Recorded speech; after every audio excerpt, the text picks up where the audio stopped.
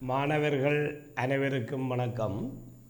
நாங்கள் இன்றைய காணொளி ஊடாக இந்த தேர்ச்சி 6 அதாவது பேரின பொருளியல் சமநிலை சம்பந்தமாக நாங்கள் கடந்த வகுப்பிலை பூரணமாக வீக்க சுருக்க இடைவெளி ஊடாக நாங்கள் அந்த தேர்ச்சி 6 பூரணத்துவம் அடைந்து விட்டது.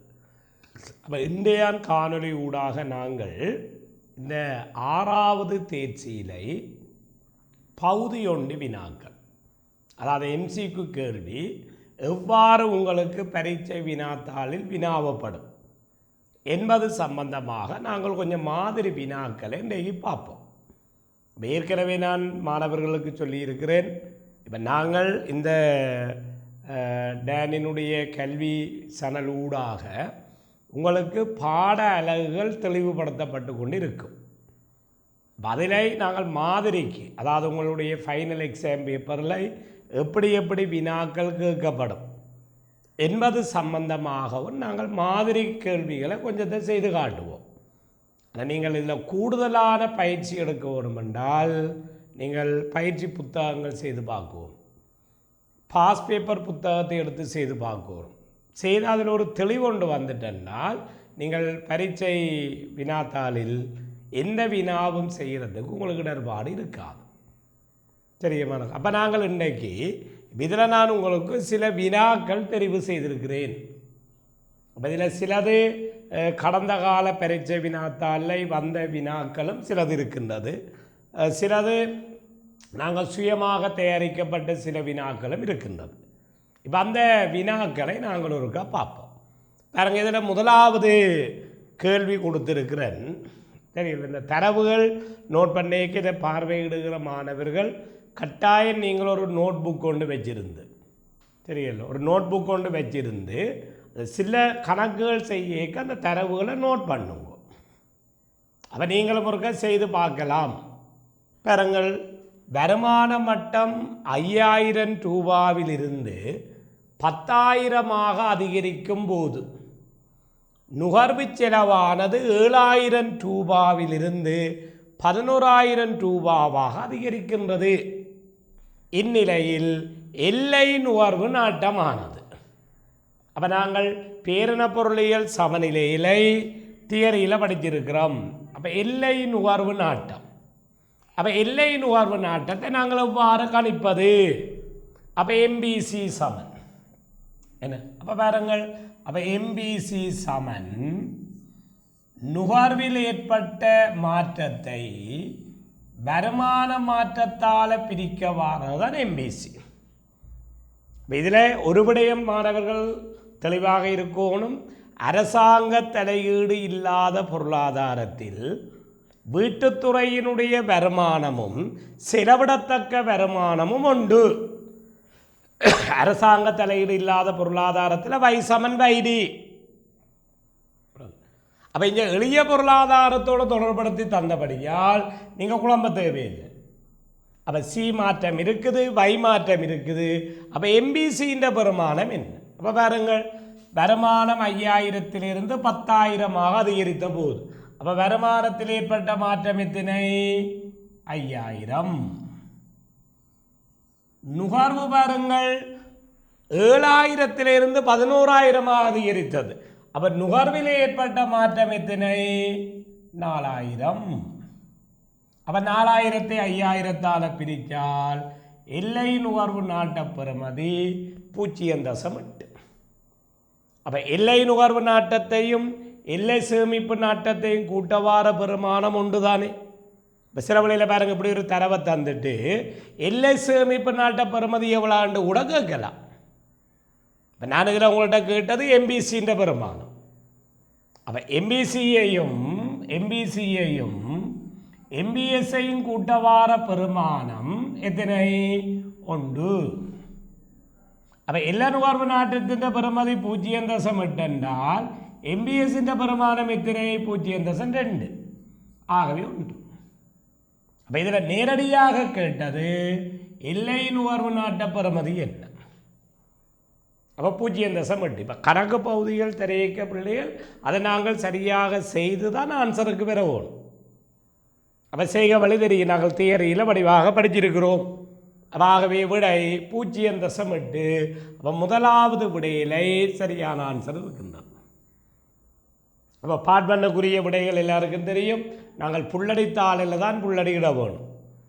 அப்போ இந்த வினாவுக்குரிய சரியான விடை உண்டு. சரி, அப்போ இதில் சந்தேகம் எதுவும் இருந்திருக்காது. ரைட், ரெண்டாவது கேள்வியை பாருங்கள். ரெண்டாவது கேள்வி இதில் கேட்கப்பட்டிருக்கு. என்ன, ஒரு எளிய பொருளாதாரத்தின் நுகர்வு சார்பு கொடுக்கப்பட்டிருக்குது பாருங்க. ஒரு எளிய பொருளாதாரத்தின் நுகர்வு சார்பு C = 200 சகதசமிட்டு வை. அப்போ அரசாங்க தலையீடு இல்லாத பொருளாதாரத்தில், அதாவது எளிய பொருளாதாரத்தில் மாணவர்களுக்கு தெரியும், வருமானமும் செலவிடத்தக்க வருமானமும் சமன். அப்போ கூட நுகர்வு சார்பு வையில தந்திருந்தாலும் சரி, வைரியில் தந்திருந்தாலும் சரி, அதாவது எளிய பொருளாதாரத்தில் இந்த பொருளாதாரத்தின் தன்னிச்சையான முதலீடு 300 இருந்தால் நுகர்வு எவ்வளவாக காணப்படும். அப்போ இப்போ உங்கள்கிட்ட நாங்கள் கேட்டிருக்கிறோம் சியின் பெருமானம் என்ன. அப்போ நுகர்வு சமன்பாடு தந்திருக்கிறோம், முதலீடு தரப்பட்டிருக்கின்றது. அப்போ எளிய பொருளாதாரம். அப்போ இந்த தரவை வைத்துக்கொண்டு இப்போ உங்களால் என்னத்தை காண தெரியும்? சமநிலை தேசிய வருமானத்தை காண தெரியும். அப்போ வையின் பெருமானத்தை நீங்கள் கண்டாதான் சீன்ற பெருமானத்துக்கு வரலாம். தெரியவில்லை. ஆகவே y = C+I எளிய பொருளாதாரம் தானே. அப்போ நுகர்வு சமன்பாடு தந்திருக்கிறோம். அப்போ 200 சக 0.8 y சக முதலீட்டின் பெறுமதி 300. அப்போ சமன் y. அப்போ 0.8 y இங்கால வந்து கழிப்பட்டால் 0.2 y சமன் 200 300 500. ஆகவே y சமன் 500 கீழ் 0.2. ஆகவே y சமன் 2500. அப்போ சமநிலை தேசிய வருமானம் 2500 இருக்கும். ஆனால் இப்போ உங்கள்கிட்ட கேட்டது என்ன? நுகர்வு எவ்வளவாக இருக்கும்? அப்போ வருமானம் 2500 கண்டாச்சு. அப்போ உங்களோட சமன்பாட்டில் வருமானம் தெரியும் 2500, முதலீட்டின் பெருமானம் தெரியும் 300. இப்போ சீன்ற பெருமானம் கேட்டது. அப்போ 2500லேருந்து 300 கழித்தால் சீனுடைய பெருமானம் 2200 விளங்குது. அப்போ சீன்ற பெருமானம் 2200. ஆகவே பாருங்க, உங்களுக்கு தரப்பட்ட விடையிலை மூன்றாவது விடையிலை கொடுக்கப்பட்டிருக்கின்றது. சீனுடைய பெருமானம் 2200. தெரியல. அப்போ சி 2200. இப்போ பாருங்க, இதுகள் எல்லாம் ஒரு இலகுவான வினாக்கள். ஏனுப்படியான வினாக்களை கேட்குறோம்னா உங்களுக்கு அந்த அப்ளிகேஷன் தெரியுமா? அப்போ எளிய பொருளாதாரம் என்பது C+I. அப்போ வருமானம் காண்றதுக்கு C சமன்பாடு தந்திருக்கிறோம், I தந்திருக்கிறோம். அப்போ சமநிலை தேசிய வருமானத்தை கண்டாச்சு. இது சமநிலை தேசிய வருமானம் 2500 எடுத்த உடனே முதலாவது விட 2500 பார்த்து அதுக்கு டிக் பண்ணி போட்டு வார இல்லை. கேட்டது நுகர்வு எவ்வளவு தெரியல. அப்போ நுகர்வின் பெருமானம் 2200. சமநிலை தேசிய வருமானம் எவ்வளோண்டு கேட்டிருந்தால் தான் 2500. தெரியல. அப்போ ரெண்டாவது வினாவுக்குரிய விடையும் வழங்கியிருக்கு. இப்போ இந்த தரவுகளை தயவு செய்து நான் முதல் சொன்ன மாதிரி நீங்கள் நோட் புக்கில் குறித்து வைத்து செய்து போட்டு விடைய பாருங்கள், விட வரும். மூன்றாவது வினாவை பாருங்கள். மூன்றாவது விட கொடுத்துருக்கிறேன். ஏனையவை மாறாத நிலையில் முதலீட்டு செலவில் ஏற்பட்ட 75 பில்லியன் ரூபாய் அதிகரிப்பு. முதலீட்டு செலவு 75 பில்லியன் ரூபாய் அதிகரிச்சிருக்கு. அப்ப தேசிய வருமானம் 300 அதிகரித்திருக்கு.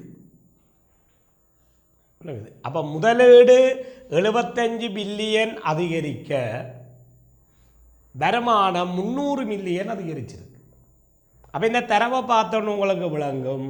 முதலீடு என்பது இங்கு உட்பாய்ச்சல் மாறி. அப்போ முதலீட்டில் ஏற்பட்ட அதிகரிப்பின் எத்தனை மடங்கால் வருமானம் கூடுது? இப்போ பாருங்கள், அப்போ டெல்டா ஐ 75, டெல்டா வை 300. அப்போ பாருங்கள், முதலீட்டின் எத்தனை மடங்கால வருமானம் கூடியிருக்குது? 4 மடங்கு. முதலீட்டின் 4 மடங்கால வருமானம் கூடியிருக்கு. அப்போ இதுதான் பெருக்கி. அப்போ முதலீட்டு பெருக்கி 4. அப்போ முதலீட்டு பெருக்கின்ற பெறுமதியை நாங்கள் எடுத்திருக்கிறோம். அப்படி ஒன்றின் எம்பிஎஸ். அப்போ இல்ல சேமிப்பு நாட்டத்தின் தலைகீழ் படுத்தின பெருமானம் தானே பெருக்கி. அப்போ இங்கே உங்களுக்கு பெருக்கின்ற பெருமானம் 4 தெரியும். அப்போ எம்பிஎஸ் தெரியாது. அப்போ 1ஐ 4ஆல் பிரித்தால் எம்பிஎஸ்னுடைய பெருமானம் 0.25. எம்பிஎஸ்ஸின் பெருமானம் 0.25. அப்போ எம்பிசியையும் எம்பிஎஸ்ஸையும் கூட்ட வார பெறுமதி உண்டല്ലോ. அப்போ ஆகவே எம்பிசியின் பெருமானம் 0.75.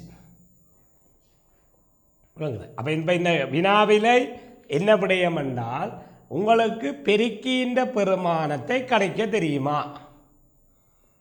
இப்போ முதலீடு 75ஆல் அதிகரிக்க வருமானம் 300ஆல் அதிகரிக்குதுன்னா முதலீட்டின் 4 மடங்கால் வருமானம் கூடியிருக்கு.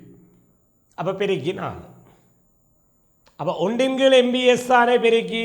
அப்போ இல்ல சேமிப்பு நாட்டத்தின் தலைகீழ் படுத்தின பெருமானம் தானே பெருக்கி. ஆகவே பெருக்கி 4.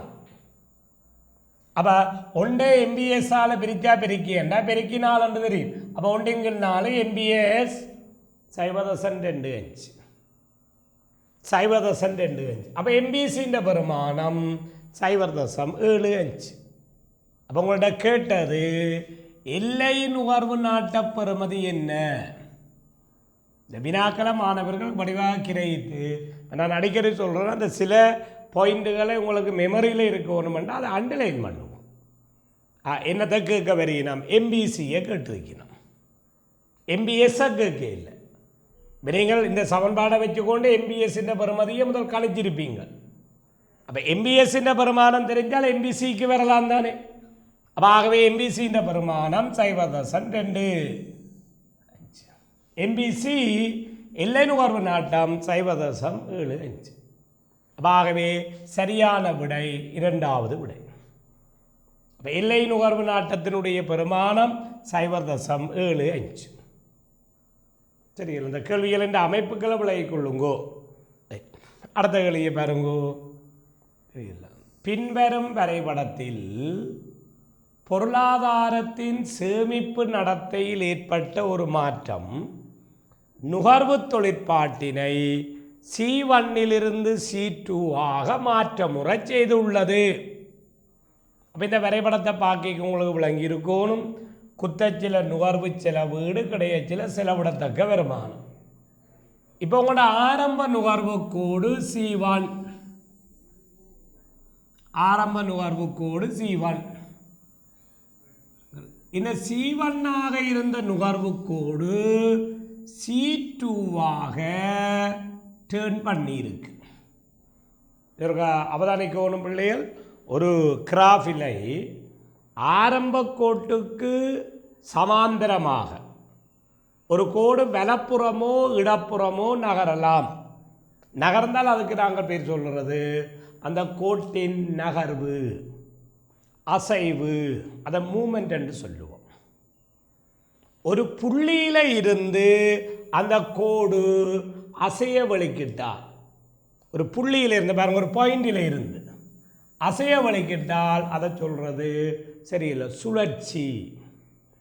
இந்த கோடு டேர்ன் பண்ணுது சொல்லுவாங்க. அப்போ இந்த நுகர்வு கோடு பாருங்கள், குத்தச்சிலை இதில் இருந்த புள்ளி அப்படியே C1 C2 ஆக இடப்புறம் டேர்ன் பண்ணி இருக்கு. அப்போ இதை சொல்கிறது சுழற்சி. அப்போ நுகர்வு கோட்டினுடைய சரிவுக்கு என்னவே எம்பிசி. சேமிப்பு கோட்டின் சரிவுக்கு என்ன பேர்? எம்பிஎஸ். இப்போ நுகர்வு கோடு C1 C2 பாருங்க மேல் பக்கத்தால் டேர்ன் பண்ணி இருக்கு. அப்போ டேர்ன் பண்ண நடந்திருக்குது, நுகர்வு கோட்டின் சரிவு கூடி இருக்குது. நுகர்வு கோட்டின் சரிவு கூடி இருக்குது. அப்போ இங்கே எம்பிசி அதிகரித்திருக்குது. அப்போ எம்பிசி அதிகரித்தால் எம்பிஎஸ் எல்ல சேமிப்பு நாட்டம் குறையும். அப்போ எல்ல சேமிப்பு நாட்டத்தின் தலைகீழ் படத்தின பெருமானம் தானே பெருக்கி. எல்ல சேமிப்பு நாட்டத்தின் தலைகீழ் படத்தின பெருமானம் தானே பெருக்கி. அப்போ எம்பிஎஸ்ஸின் பெருமானம் குறைந்தால் கே என்ன செய்திருக்கும்? அதிகரித்திருக்கும். அப்போ ஏற்கனவே நீங்கள் தியரியில் படித்து வச்சிருக்கிறோம். எல்லை நுகர்வு நாட்டத்துக்கும் பெருக்கிக்கும் நேர்த்தொடர்பு, எம்பிஎஸ்ஸுக்கும் பெருக்கிக்கும் எது தொடர்பு? மறந்துடாதீங்க. எல்லை நுகர்வு நாட்டத்துக்கும் பெருக்கிக்கும் நேரான தொடர்பு, எல்லை சேமிப்பு நாட்டத்துக்கும் பெருக்கிக்கும் எதிரான தொடர்பு. அப்போ உங்களோட நுகர்வு கோடு C1 C2 டேர்ன் பண்ணினான். அப்போ எல்லை நுகர்வு நாட்டம் அப்போ கேட்டிருக்கிறோம். எல்லை நுகர்வு நாட்டத்துக்கு நடக்கும், பெருக்கிக்கு நடக்கும். அப்போ எல்லை நுகர்வு நாட்டம் அதிகரிக்கும், பெருக்கி அதிகரிக்கும், ரெண்டுமே அதிகரிக்கும். அப்போ பாருங்கள் மூன்றாவது விடையில் கொடுக்கப்பட்டிருக்குது. எல்லை நுகர்வு நாட்டம் பெருக்கி ஆகிய ரெண்டும் அதிகரிக்கும். அப்போ இதே மாதிரி பாருங்கள் தச்சையிலாங்கூட நுகர்வு கோட்டை அப்படியே வலப்புறம் டேர்ன் பண்ணினால், இப்படியே இந்த கோட்டை அப்படியே கீழே அப்படியே டேர்ன் பண்ணுங்க. டேர்ன் பண்ணினால் நுகர்வு கோட்டின் சரிவு குறையும். ஆகவே எம்பிசி குறையும், எம்பிஎஸ் கூடும். ஆகவே பெருக்கி குறையும். இப்படி சேமிப்பு கோட்டையும் படித்து வச்சிருக்கணும், நுகர்வு கோட்டையும் நீங்கள் படித்து வச்சிருக்கணும். அந்த நுகர்வு கோட்டின் சரிவு எல்லை நுகர்வு நாட்டம் என்றது உங்களுக்கு விளங்கி இருக்கும். சேமிப்பு கோட்டின் சரிவு எல்லை சேமிப்பு நாட்டம் என்றது தெரிஞ்சிருக்கும்.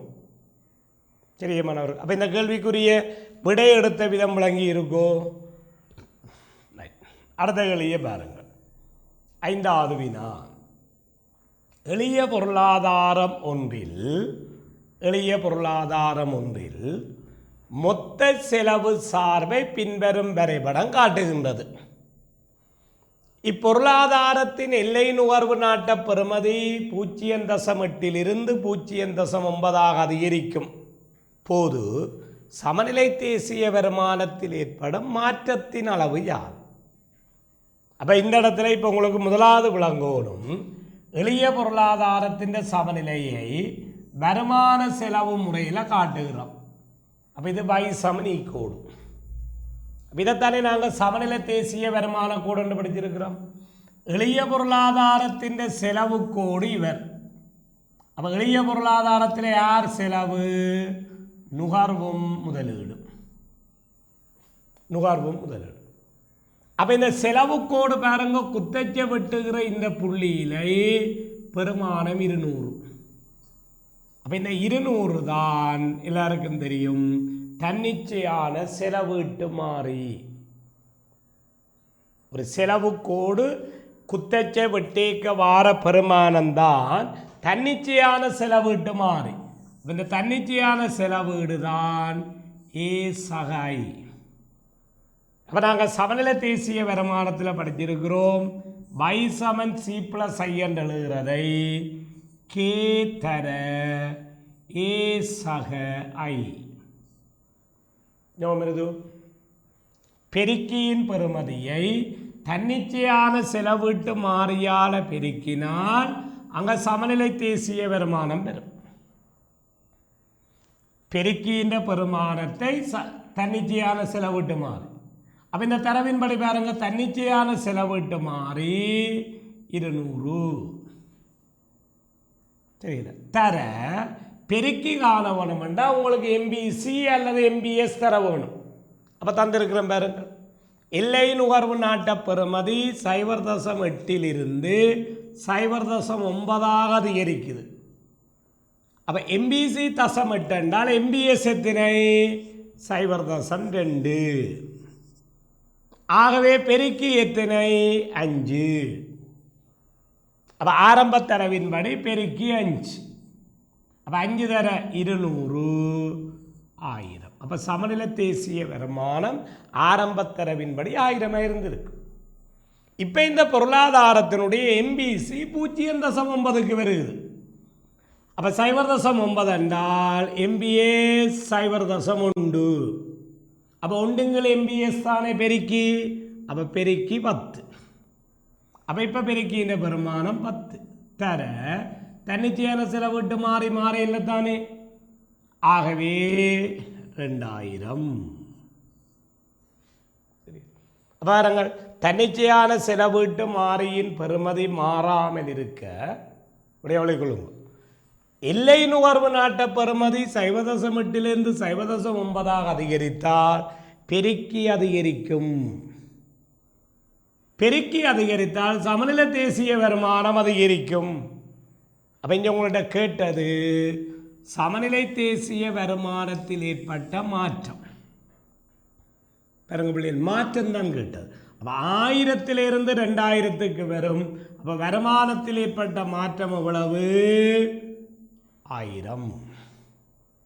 சமநிலை தேசிய வருமானத்தில் ஏற்பட்ட மாற்றம் 1000. கிளிவடையோளங்கோணும் வருமானத்தில் ஏற்படும் மாற்றத்தின் அளவு. பாருங்க, அப்போ இந்த பிரயோகம் உங்களுக்கு தெரியும். நாங்கள் தியரியில் படிச்சிருக்கிறோம். எளிய பொருளாதார சமநிலையில் y = C+i. அப்போ y = C+i என்று சொல்கிறதை அப்போ y = k தர a சக i என்று எழுதலாம் தானே. ஏன்னா உங்களுக்கு நான் கணித ரீதியான நிறுவல்கள் நிறுவி காட்டினான்.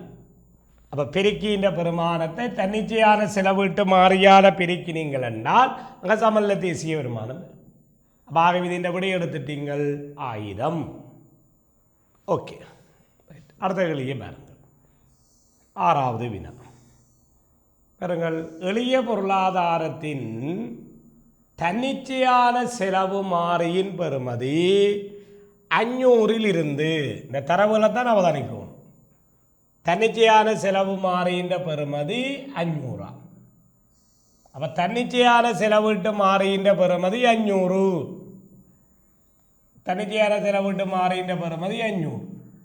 அப்போ ஏ சக ஐன்ற பெறுமதி எத்தனை 500. சமநிலை தேசிய வருமானம் 2000.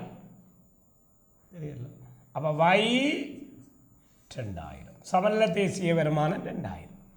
இந்நிலையில் பெருக்கின்ற பெறுமதியும் பாருங்கள், பெருக்கின்ற பெறுமதியும் எல்லை நுகர்வு நாட்ட பெறுமதியும் எப்படி இருக்கும்? பெருக்கின்ற பெருமானமும் எல்லை நுகர்வு நாட்ட பெறுமதியும் எப்படி இருக்கும்? இந்த வினாக்கள் ஒவ்வொன்றையும் சரியாக முறையில் விளங்கி கொள்ளுங்க பிள்ளைகள். அப்போ இப்போ உங்களுக்கு சொல்லி தந்தனே. அப்போ y = k தர a சக i. இப்போ y எவ்வளவு 2000. தன்னிச்சையான செலவிட்டு மாறுதான a சக i 500. இப்போ உங்களுக்கு k தெரியாது. அப்போ k பெருமானத்தை எடுக்கலாம் தானே. அப்போ 2000 நீங்கள் 500ஆல் பிரித்தால் k 4. அப்போ பெருக்கின்ற பெருமானம் 4. அப்போ ஒன்றின்கள் MBS தானே பெருக்கி, ஒன்றின்கள் MBS தானே பெருக்கி. அப்போ k 4 என்று சொன்னால் MBS பெருமானம் 0.025. அப்போ ஒன்றை நீங்கள் 4ஆல் பிரித்தா 0.25. அப்போ MBC பெருமானம் 0.75. அப்போ உங்களோட கேட்டது என்ன? பெருக்கியும் எல்லை நுகர்வு நாட்டம். அப்போ எப்படி அணையை கொண்டு வந்த நாள் விளங்கி இருக்கு. அப்போ பெருக்கின்ற பெருமானம் எத்தனை 4. MBC பெருமானம் எத்தனை 0.75. அப்போ பாருங்கள், சரியான விடை 3வது இருக்கு. அப்போ பெருக்கியினுடைய பெருமானம் 4, எல்லை நுகர்வு நாட்ட பெறுமதி 0.75. 0.75. சரியா பாருங்க, செய்க வழி தெரியணும். என்னென்னா பேரின பொருளியல் சமநிலையோட வார பல்தேர்வு வினாக்கள் கூடுதலாக அப்படி கால்குலேஷனோட வச்சு தான் கேட்குறோம். அது ஃபைனல் பேப்பராக இருந்தால் என்ன, உங்களோட தவணை பரீட்சையாக இருந்தால் என்ன தெரியல. என்ன மாணவர்களுக்கு இந்த கணிப்பீடு செய்கிற முறை தெரியவும், அப்போ சமன்பாடுகளை பிரயோகித்து அந்த விடைக்கு வார மெதட் தெரியும். சரியா மாணவர்களே? ஆகவே அப்போ உங்களுக்கு 6வது கேள்வி இந்த விடை எப்படி எடுத்துனான்னு விளங்கிட்டு. 7வது கேள்வி பாருங்கள். வெளிநாட்டுத்துறையற்ற பொருளாதாரத்தில், அப்போ வெளிநாட்டுத்துறை இல்லை என்றால் அது என்ன பொருளாதாரம்? மூடிய பொருளாதாரம், க்ளோஸ்ட் எக்கானமி. அப்போ அங்கே ஏற்றுமதி இறக்குமதி செயற்பாடுகள் இல்லை. பாருங்கள், நுகர்வு தந்திருக்கிறோம், முதலீடு தந்திருக்கிறோம். அப்போ நுகர்வு செலவு 200 சக 0.8 வைடி. அப்போ இதில் கவனமாக இருக்கும். அரசாங்கம் தலையிடுகின்ற பொருளாதாரத்திலே பாருங்கள், நுகர்வு 200 சக 0.8 வைடி. அப்போ நுகர்வு செலவிடத்தக்க வருமானத்தில் தங்கி இருக்கும். ஐ தந்திருக்கிறோம், ஜி தந்திருக்கிறோம், டி தந்திருக்கிறோம். இப்பொருளாதாரத்தில் சமநிலை தேசிய வருமான மட்டம் யாது? அப்போ நீங்கள் என்ன செய்யணும்? சமநிலை தேசிய வருமான மட்டத்தை செய்து பார்க்கணும். சமநிலை தேசிய வருமான மட்டத்தை செய்தால் தான் இங்கே நீங்கள் இது இந்த விடைக்கு வரலாம். அப்போ y சமன் சி சக ஐ சக ஜி. அப்போ y சமன், அப்போ நுகர்வு சமன்பாடு தந்திருக்கிறோம் 200 சக 0.8 வைடி. அப்போ வைடிக்காக y sin x வைடி. அப்போ இங்கே டிஆர் இல்லை, அப்போ டி மட்டும் இருக்குது. அப்போ டெக்ஸ் வந்து 50 சக ஐயின் பெருமானம் 300, ஜியின் பெருமானம் 200. ஆகவே y சமன் 200 சக 0.8 வை 8 40 sin 40 சக 300 200 500. அப்போ 0.8 வை இங்கால வந்து கழிபடும். அப்போ வையிலேருந்து கழிபட்டால் 0.2 வை சமன் 200ல் இருந்து 40 போனால் 160, 160 500 660. ஆகவே y சமன் 660 கீழ் 0.2 0.2. ஆகவே y சமன். அப்போ 0.2 பிரிப்பதும் உண்டு, 5 பெருக்குவதும் உண்டு. அப்போ ஒன்றுங்கள் MBS தானே பெருக்கி, அப்போ இந்த தரவின்படி பெருக்கி. அப்போ I 0 0 5 30 3 மிச்சம் 5 30 3 33. அப்போ ஆகவே சமநிலை தேசிய வருமானம் 3300. அப்போ இந்த தரவுக்கு நீங்கள் கணிச்சா சமநிலை தேசிய வருமானம் 3300. அப்போ பாருங்க, 2வது விடையில் இருக்குது. சமநிலை தேசிய வருமானத்தினுடைய பெறுமதி 3300. அப்போ நீங்கள் சமநிலை தேசிய வருமானத்தை கண்டாச்சு 3300. பாருங்க, அப்போ இது மூடிய பொருளாதார தரவு. அப்போ மூடிய பொருளாதாரத்தில் கவனமாக இருக்கணும். அரசாங்கம் தலையிடுகின்ற போது வருமானம் வேறு, செலவிடத்தக்க வருமானம் வேறு. அப்போ நுகர்வு சமன்பாடு சேமிப்பு சமன்பாடு எல்லாம் என்னத்தில் தரப்பட்டிருக்கும்? செலவிடத்தக்க வருமானத்தில். அப்போ வைடியில் இருக்கும். அப்போ வைடிக்கு பதிலாக வைசய தேறிய வரி. அப்போ தேறிய வரி வந்து டி சய டிஆர். அப்போ இந்த அரச மாற்றல் தரவில்லை, ஆகவே டெக்ஸ் தான் நெட் டெக்ஸாக இருக்கும். இதில் பிளவிடக்கூடாது. சரி, அப்போ செய்து எடுத்துட்டீங்க. ரைட், அடுத்த கேள்வி பாருங்கள். அரச துறையற்ற பொருளாதாரம் ஒன்றில் நுகர்வு முதலீடு ஏற்றுமதி. அப்போ யார் இல்லை இந்த கேள்வியில் விளங்கணும்? அரசாங்கம் இல்லை. அப்போ அரசாங்கம் இல்லை என்றால் அங்கே அரசாங்கத்தால் அறவிடப்படுகிற வரிகளும் இல்லை, மானியங்களும் இல்லை. ஆனால் அது ஒரு திறந்த பொருளாதாரம். பாருங்க, ஏற்றுமதி இறக்குமதி இருக்கு. அப்போ இங்கே ஒன்று கேட்டிருக்கிற இப்பொருளாதாரத்தின் சமநிலை தேசிய வருமான மட்டம் என்ன? சமநிலை தேசிய வருமான மட்டம் என்ன? அப்போ y சமன் அப்போ c + i + xm. அப்போ இங்கே g இல்லை சரி. அப்போ y சமன் அப்போ c-னுடைய பெருமானம் 200 சக 0.75y சக ஐயின் பெருமானம் தந்திருக்கிறோம் 500. ஏற்றுமதியின் பெருமானம் தரப்பட்டிருக்கு 150. இறக்குமதியின் பெருமானம் தரப்பட்டிருக்கு 100. அப்போ அரசாங்கம் இல்லாதபடியாக வையும் வைடியும் சமன் சரியா? அப்போ ஆகவே 0.75 இஞ்சால வந்து கழிபடும் 0.25y சமன் அப்போ 200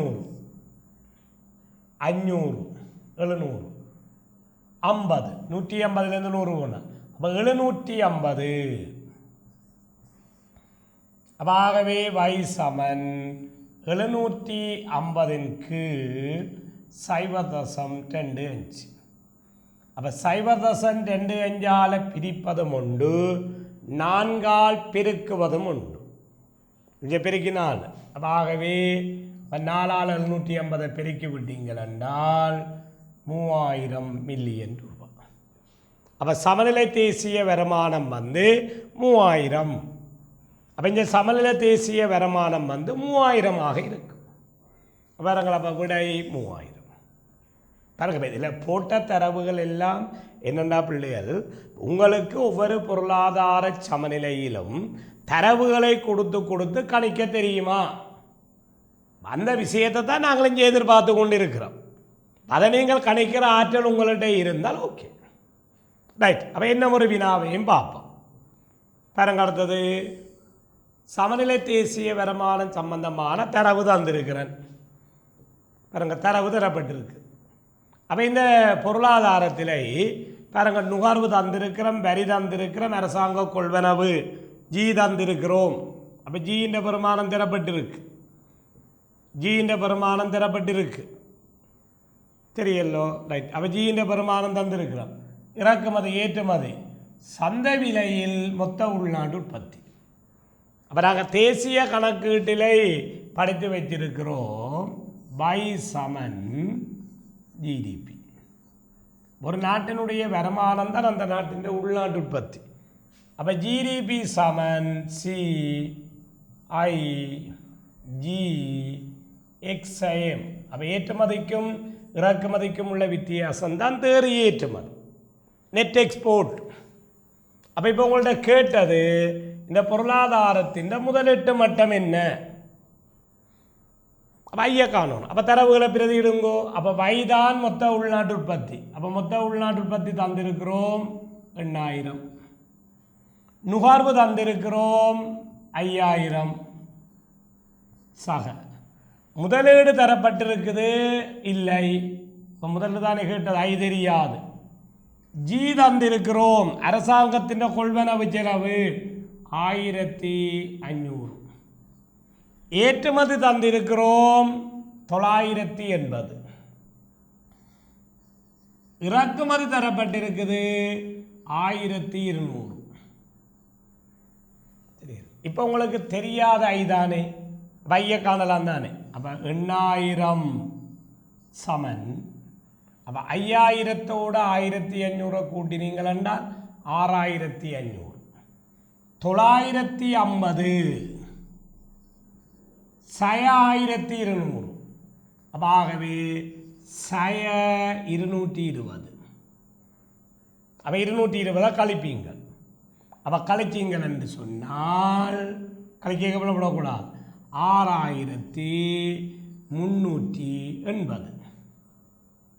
6500லேருந்து 6500லேருந்து 220 கழிக்க போகிறீங்க.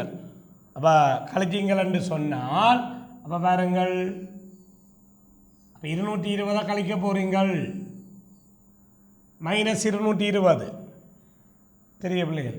அப்போ 220 கழிக்க போகிறீங்கள். அப்போ 0 8 2 6280. ஆகவே 6280 சக I. அப்போ உங்களை கேட்டது I. அப்போ I சமன் 8000 சய 6280. அப்போ 8000 இருந்து நீங்கள் 6280 கழிச்சிங்கள் என்றால் தெரியல. அப்போ உங்களுக்குரிய விடையானது இங்கே வரப்போகுது. அப்போ கழிச்சிங்கள் என்றால் என்ன விடை? 1720. ஆகவே அப்போ இந்த பொருளாதாரத்தின் முதலீட்டின் பெறுமதி, அப்போ முதலீட்டினுடைய பெருமானத்தை கண்டுட்டீங்க. சரி, அப்போ கேட்டது ஐயின் பெறுமதி. அப்போ உங்களுக்கு இந்த சமன்பாட்டில் தெரியாத கணியம் இது.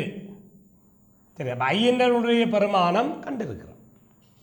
ஆகவே விடை 1720. பாருங்கள், அப்போ உங்களோட தரப்பட்ட விடையிலை மூன்றாவது விடையிலை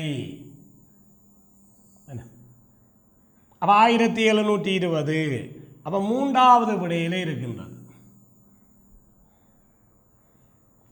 ஆகவே தரவுகளை சரியான முறையில் பிரதியாக்கம் செய்து விடுதீர்கள். அப்போ நான் இன்றைக்கு உங்களுக்கு ஒரு சில மாதிரி வினாக்கள், எளிய பொருளாதாரம், மூடிய பொருளாதாரம், திறந்த பொருளாதாரம் எல்லாம் கலந்து ஒரு கொஞ்சம் வினா செய்து காட்டியிருக்கிறேன். மேலதிகமாக கடந்த கால பரீட்சை வினாத்தாள்களையும் எடுத்து செய்து பாருங்கள். ரைட். அப்போ இவ்வளவு நேரமும் நான் சொன்ன விடயங்களை அவதானித்த மாணவர்களுக்கு நன்றியை கூறி விடைபெறுகின்றேன். நன்றி, வணக்கம்.